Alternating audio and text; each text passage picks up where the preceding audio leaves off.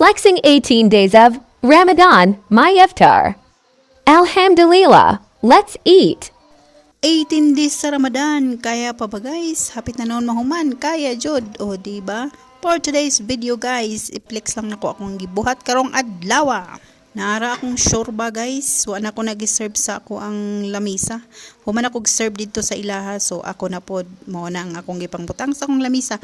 Mao pod na ako ang giluto karong adlaw, perting daghana guys. Imagine pila ka putahe na ako ra isa. Pero laban ra jud, kayang-kaya kay daghanag hadiya.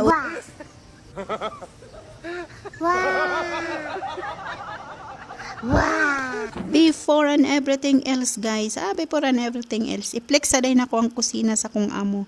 Nga human ako hugas kay na-prepare na nako ang ako ang panglutoon, ready na na siya tanan, igo na lang nako siya itak, ang oras na lang akong gipaabot.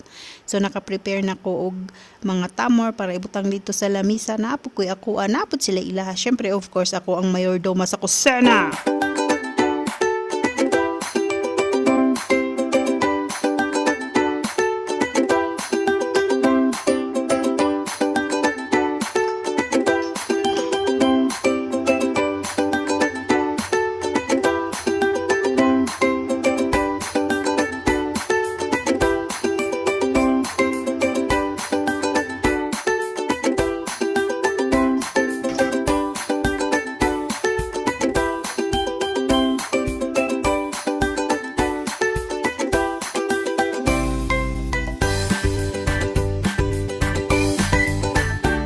Next, cooking noodle heads.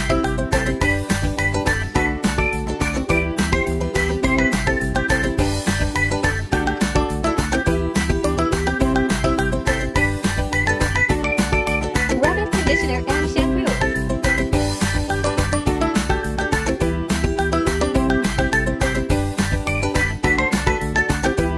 So, yan lang muna yung video ko guys. Bye-bye, God bless. O, maganda pa rin ang kadaman nyo sa Saudi lang sa kalam guys. So, kain muna ako guys. Bye-bye. God bless. Mamo.